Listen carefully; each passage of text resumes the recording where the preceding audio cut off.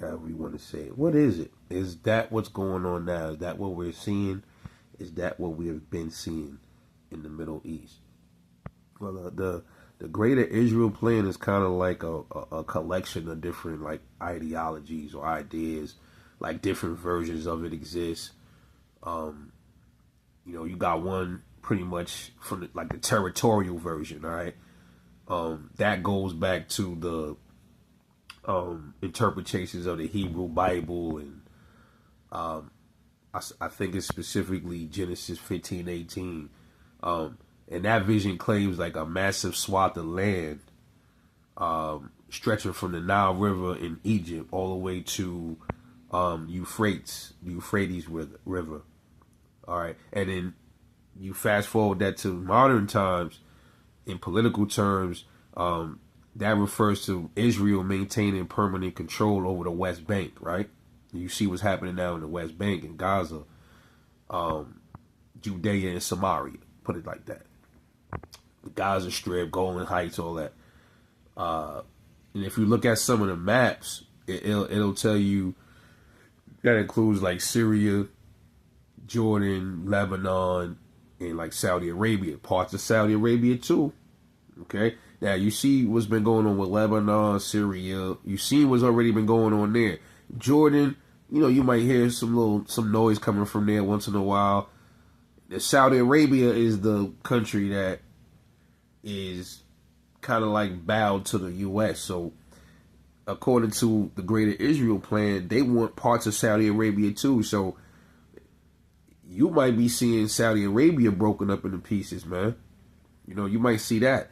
And then like there's another version of what people believe this is the strategic version, called pretty much I always say this wrong. The Yinon Plan of 82. All right. It's the most strategic. It's the most modern strategic backbone of the Greater Israel Project. Okay. And I hate saying the word, but I'm gonna say it for the sake of the video. It was written by some guy named Yinon. Okay. And he was an advisor of the Israeli Foreign Ministry. All right.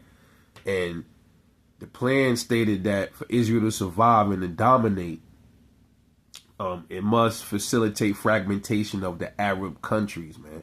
So in order for Israel to accomplish what it needs to accomplish, it has to cause a lot of chaotic stuff in the Middle Eastern countries that surround it and stuff like that. And we already seen a lot of these countries fraction.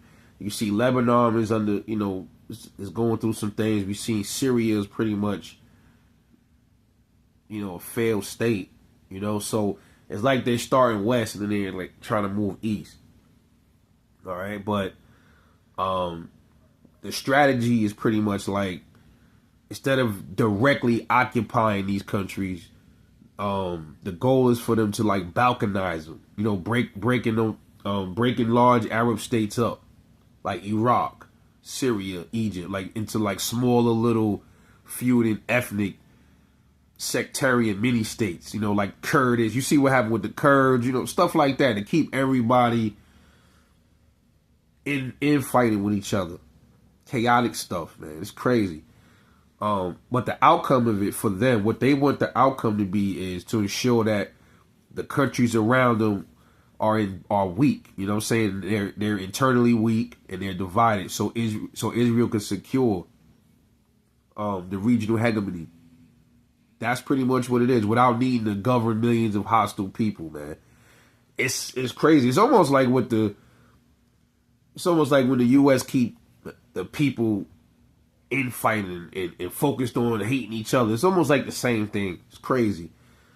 Now, when you really talk about it now, 2025, 2026, a lot of analysts and critics of this, they argue that the plan is kind of like shifting from theory to reality, like it's happening right now. This is what a lot of people believe.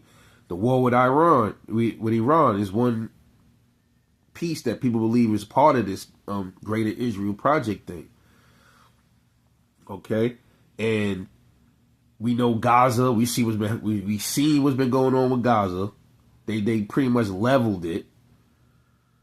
and they expanded their ground operations in southern Lebanon.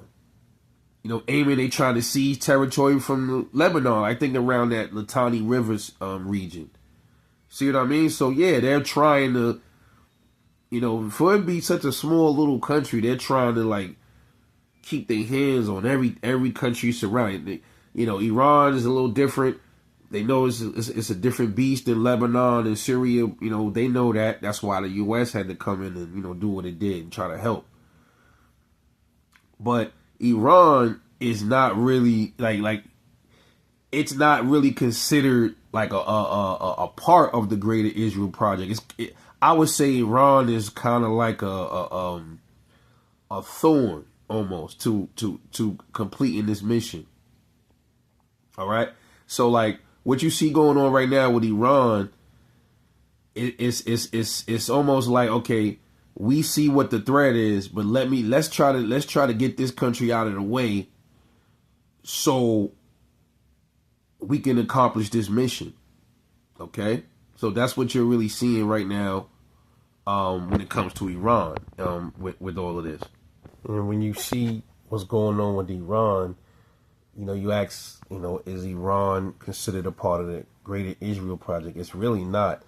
Iran is considered like I said, a threat. So they got to try to neutralize Iran first, get them out of the way. Anything like historically, biblically, anything, all the land that's like east of the Tigris and the Euphrates river is not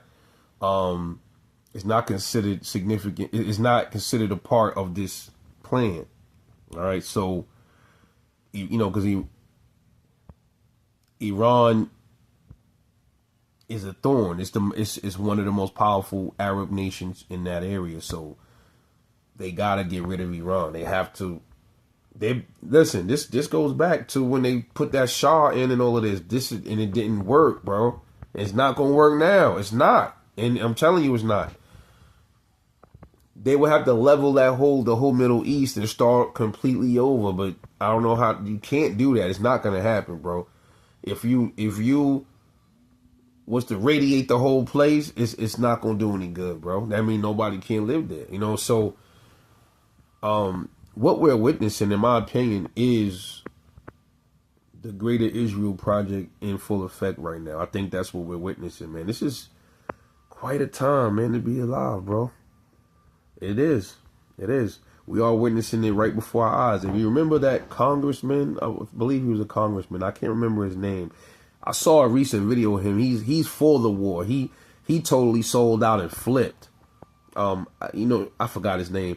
He said that Iran was on the list of countries that had to be taken over. All right? And look where we at. Interesting. So what do you guys think? Do you think that we are witnessing the Greater Israel Project in full effect? Drop your comments and talk to me about it, man. This is Rebel World News. Like and subscribe, and I'll catch y'all on the next one. Y'all stay up out there. Y'all stay safe. Love y'all.